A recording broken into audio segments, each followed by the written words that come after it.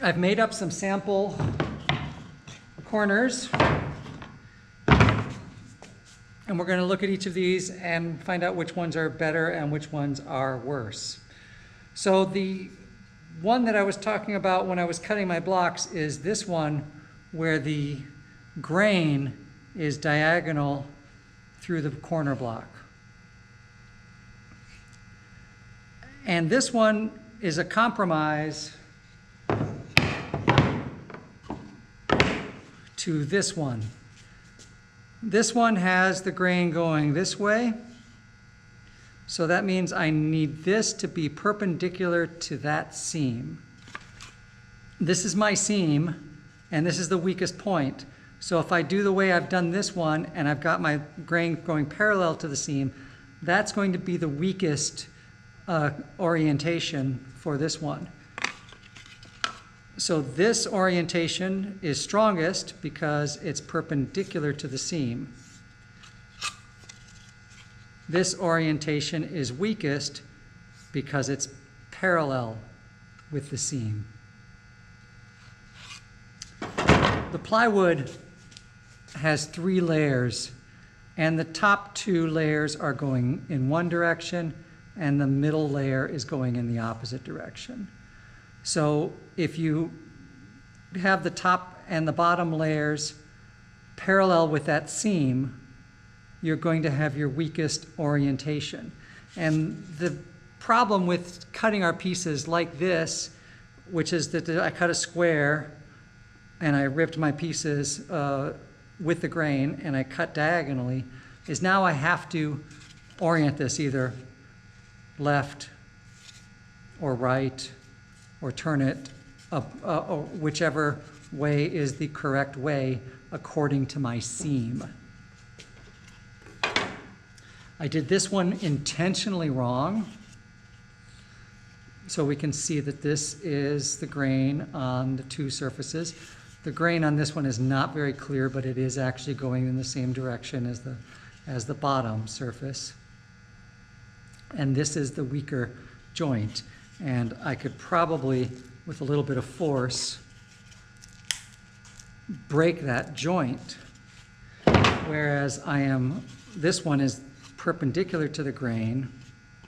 I am not going to be able to bend that joint as much. And our compromise then is to cut everything on the diagonal, and so your corner block is cut so that this can be oriented either way, and it doesn't really matter. It's still pretty strong because the grain is not parallel with the seam. We do always use 1/4-inch plywood, and this isn't 1/4-inch plywood, this is Luan. And Luan is not really the good choice for your corner blocks. You can do it, I have seen it done frequently, but I wouldn't recommend it. It's also not very strong. And you see this, well, I just ripped it out because the staples ripped out. It's also very, very weak. And you can see my diagonal one.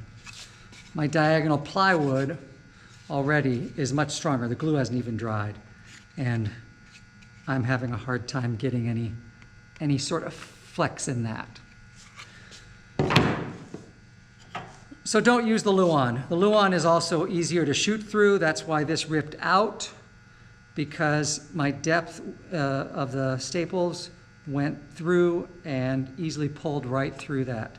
Of course, it would have been a little stronger had I waited until the glue dried, but more than likely, even with the glue dry and the staples secure, I would have ripped out the top layer of this Luan with the glue, because the Luan is a really, really thin veneer, top and bottom, and a pulpy core. So it doesn't really have 3 layers like plywood does.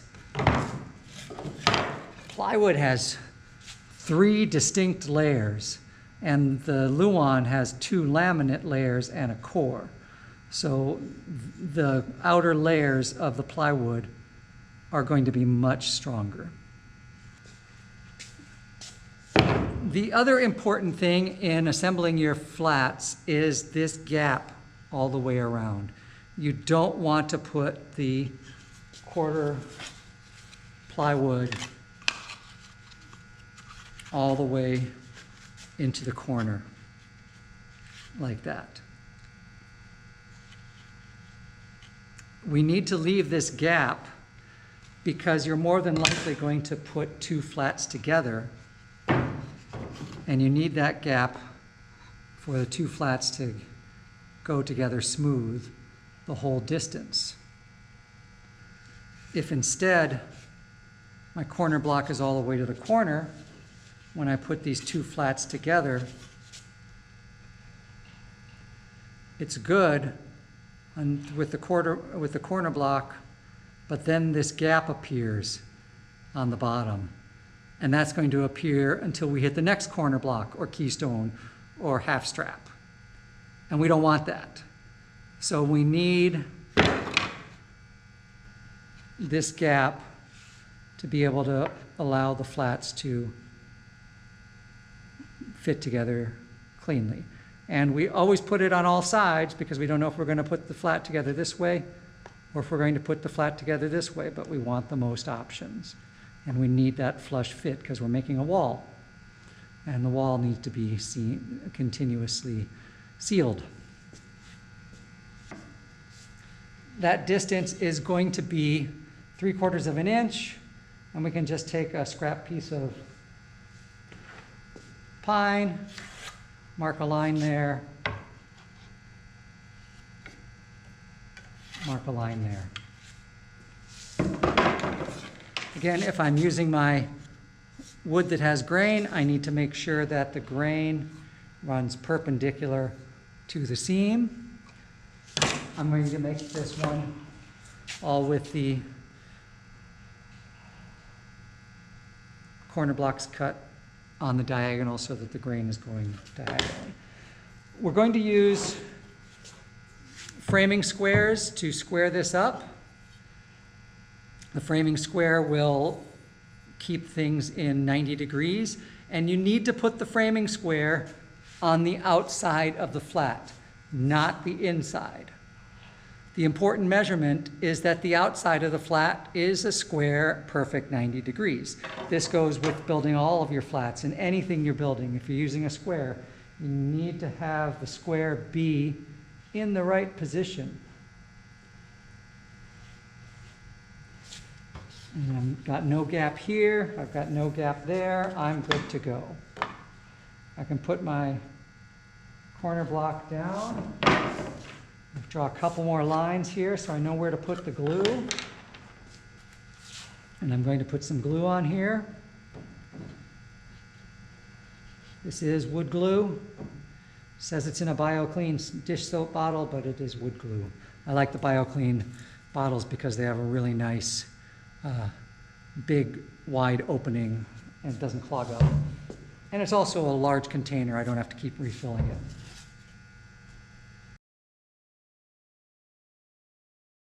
I've made little charts here on the back showing what the stapling pattern is, and that's what we have here, stapling pattern. So the first staple pattern is, this is your seam, and you want to do 4 staples, so 2 on this piece and 2 on this piece. Then your second stapling pattern is to hit each of the corners, 1, 2, 3, 4, and 5 corners. And then your third point of contact is to put 1 in the center. This is a real common stapling pattern, and it's one that I like the best, and it's the one I would recommend. So the first staple pattern is 4 staples, 2 on either side of your seam. Then your second stapling pattern is to hit each of the corners. And then your third point of contact is to put 1 in the center. I would recommend that we use 5/8 inch staples. They are going to be the best bet to go through my 1/4" plywood and not stick out the back side. You can go up to about 7/8 of an inch. If I go to a full 1 inch, I'm going to be going below the surface here, and because this 1/4" plus this 3/4 inch is 1 inch, if I use the 1 inch, it's probably going to stick out a little bit on the surface, and we don't want that.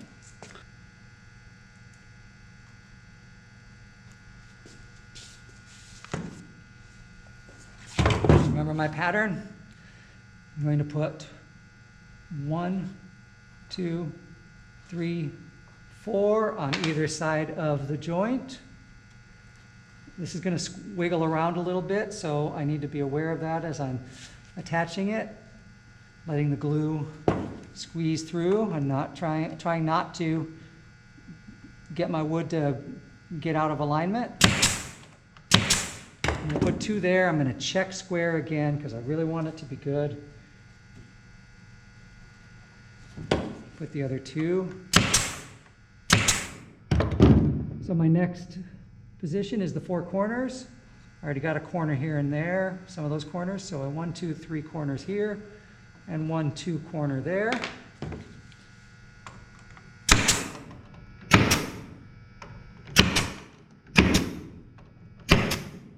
And then 1 in the center and 1 in the center.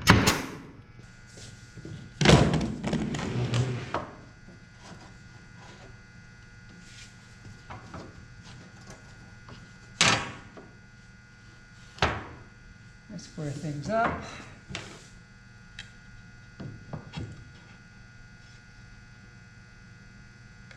Mark my 3/4 inch.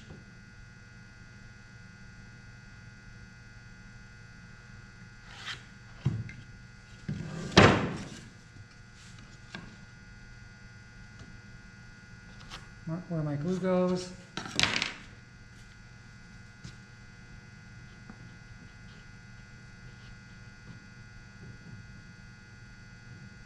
I don't want to over glue it. I don't want too much squeeze out, and I want to use enough glue. So just got to find the right balance. Doesn't need to be a perfect brushed out everywhere thing. It is the glue that's holding, not the staple.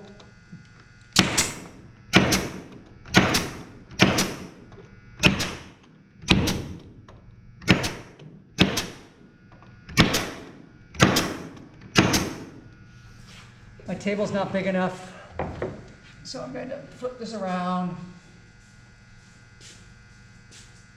bring the other end up front. My table's exactly 8 feet, but I need the space for the framing squares, so I'm going to let it hang off the table a little bit. Had to make sure I was putting my rail on the top and not my toggle. Don't want to assemble the wrong pieces together.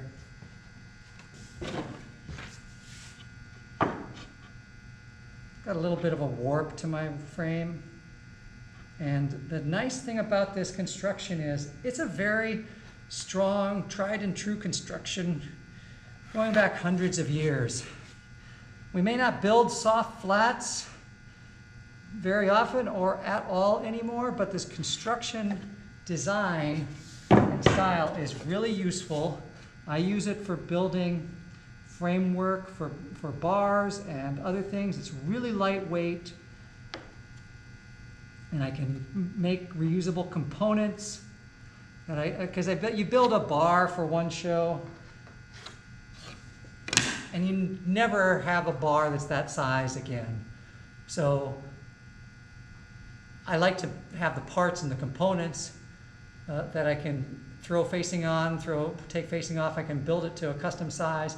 Then I take out the extra supports and I save the basic framework pieces and I reuse them for the next bar, which is a slightly different size. And I make a few extra pieces. And then I'm not taking up space in my storage with a big giant bar unit, and it disassembles and stores into flat-sized pieces.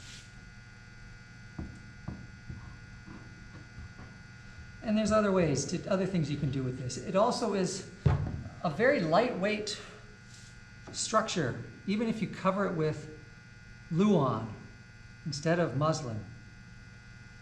It's very lightweight and it's very thin.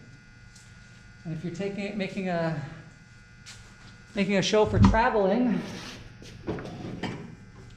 you want to consider the weight and you want to consider the storage in your transport vehicle. So you want to consider whether it might behoove you to build soft flat construction.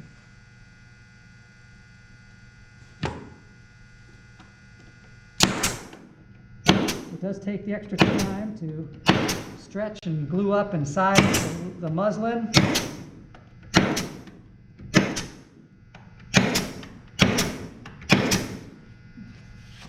So if time were an issue, it probably wouldn't be your first choice.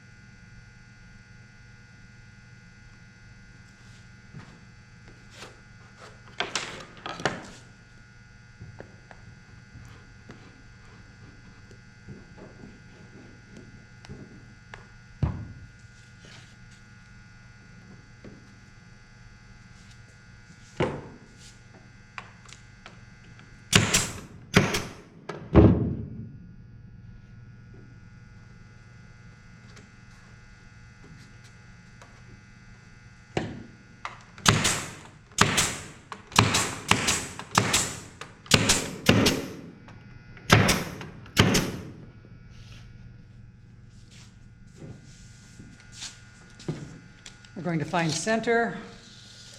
Center is 4 feet.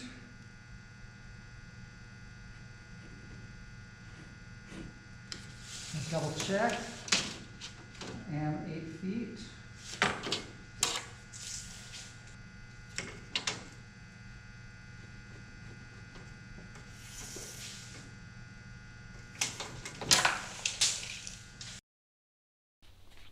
In this video clip, I am double checking square when it is already too late.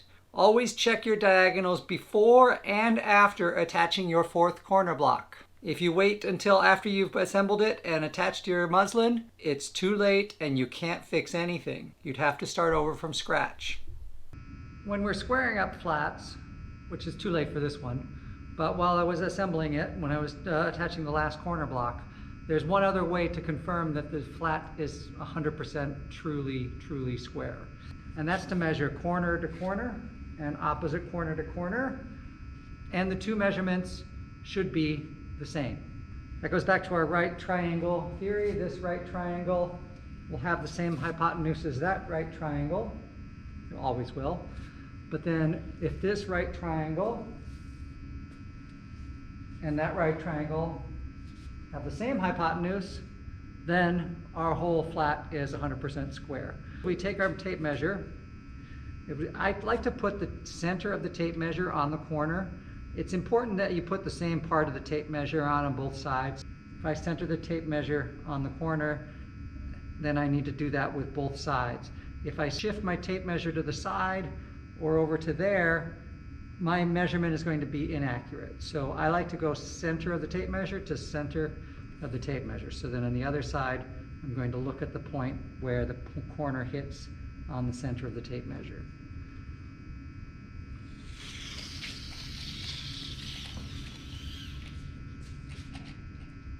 And when I get to here, I get right about 102.5.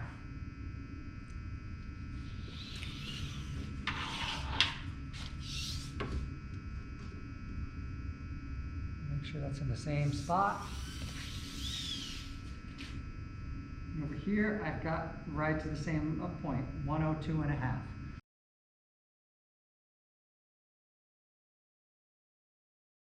In these two photos, I have measured from the center of the tape measure end to the left side of the tape measure. Both left and right corners are the same. We are good to proceed.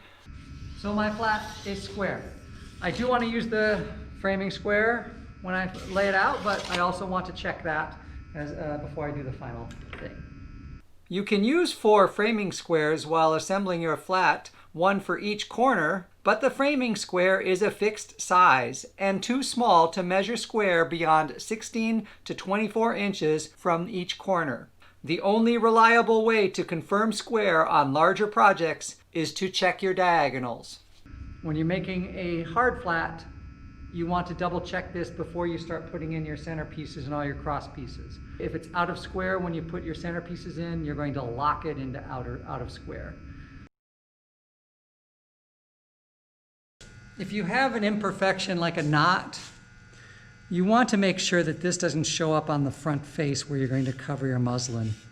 So I don't want that facing down, I want this facing back, because that's going to create a little divot that the fabric's going to go in, and it's going to keep showing up on the paint and everything else. I will need to squeeze this in when I attach it, but we can do that easily. Standard flat practice is to use a keystone at your toggle and to use a half strap at your cross bracing. And you can do that, and you can cut 3 different pieces of lumber for your flat.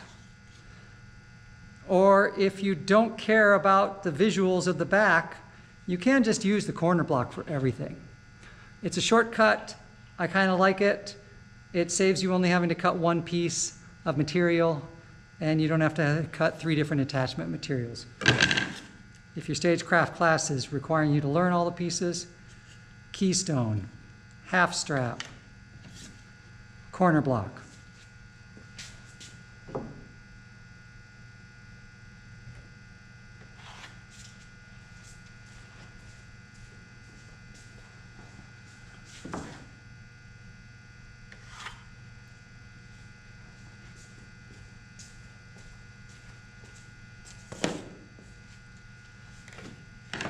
If I were to use the keystone, it would still need to be 3/4 of an inch from the edge of the flat, and it would need to be centered on your toggle.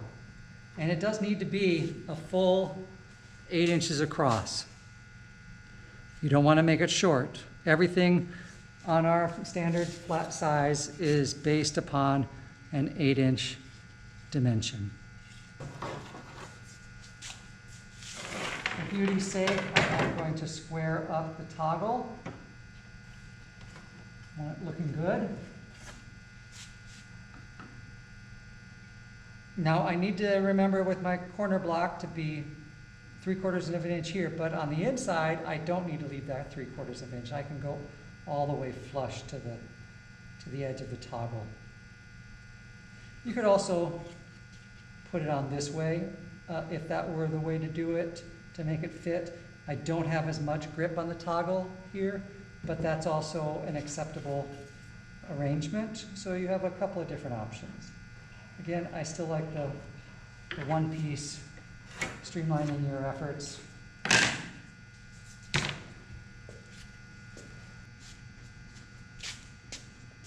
Now our nailing pattern will be a little different here now that we've got our corner block attached a little differently, and especially if we turn it that other direction. But the principles are still the same. On either side of the seam, I've got a little more width here.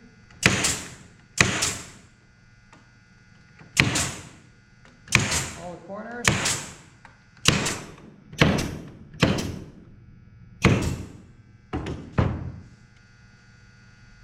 As far as designs go, I like to do this sort of opposite layout. You can do it mirror image, that's fine. And again, we have that other option of doing it like that.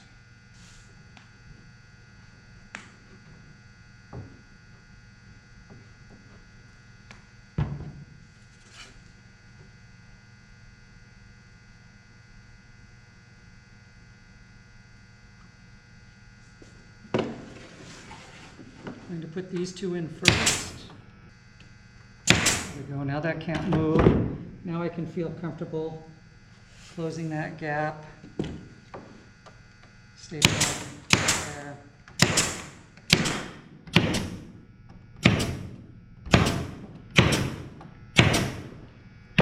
You want to put your cross bracing in. They should be 45-degree angles.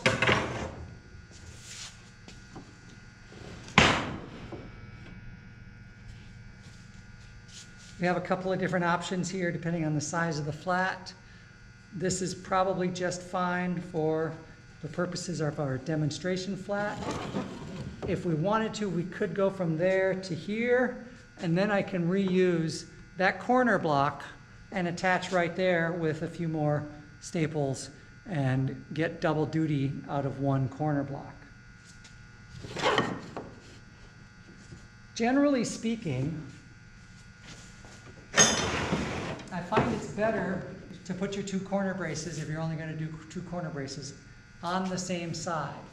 Because if I put the other corner brace here, then they are both kind of providing support in the same twisting position. And my flat can still do a little bit of a twist in this one direction. But if I put it on the opposite side here, I get corner bracing from two different twisting directions if I keep them on this side. If I do a really wide flat, I probably want to put corner bracing on all four corners. And if it's a really big flat, the longer corner bracing I can do, the better. But for the sake of this demonstration, I did not measure these. I just cut and attached scrap.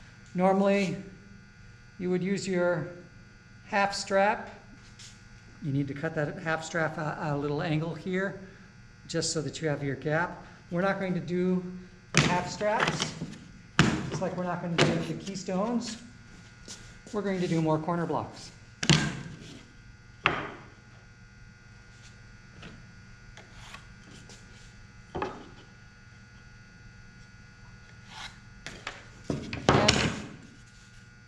And you have some options again with these. You can put the corner block on like this. You can put the corner block on like this, which is usually the way that I do it. But they both work just fine. You don't want to put the corner block on like that. And you got to cut this piece off, and that's just not attractive. I'll do at least one the other way, just so we can mix it up. The flat won't be as attractive. Not that it's attractive anyway with all these corner blocks. It would be more attractive with the Keystones and the half straps.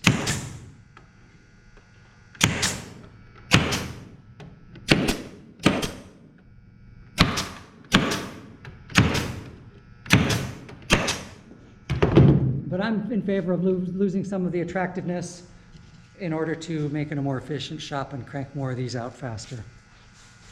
This one we're going to do this way. Our plywood does have a smooth side and a less smooth side. I think you want to try to always put your smooth side out facing the outside and put your rougher side on the inside.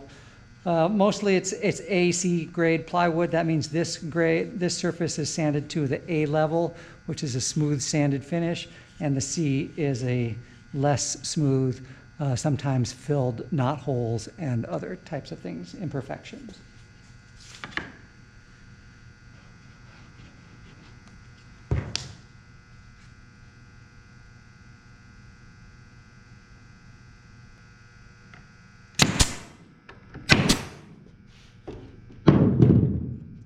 And with this one, I'm doing the same principle, 2 on either side of the seam. On each corner. 1 in the center.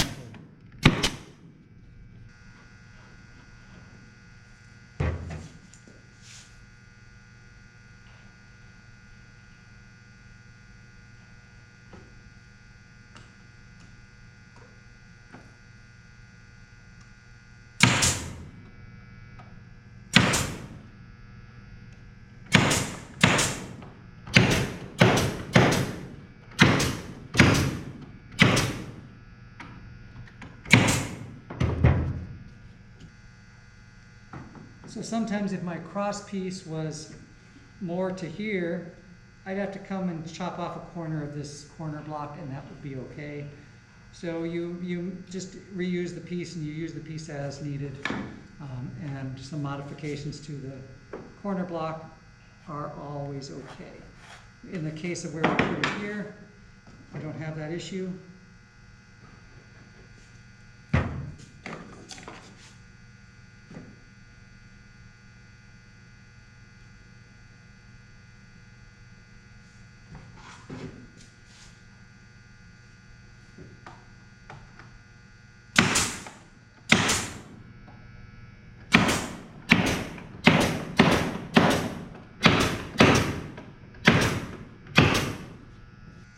And this is our very strong, soft, flat construction with some modifications to simplify the types of joinery. I'm going to take off some of these splintery bits.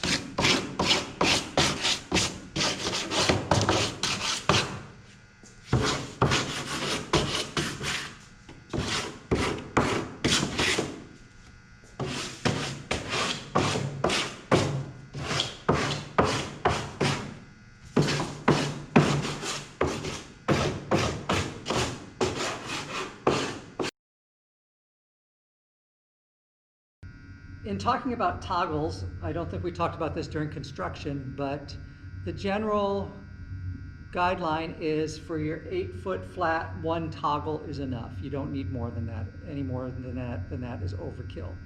When you get to be above 8 feet, 8 feet to 12 or 8 feet to 16, you probably need to go 2 toggles, maybe 3 toggles if you're 16 feet. So up to 12 feet, add another toggle.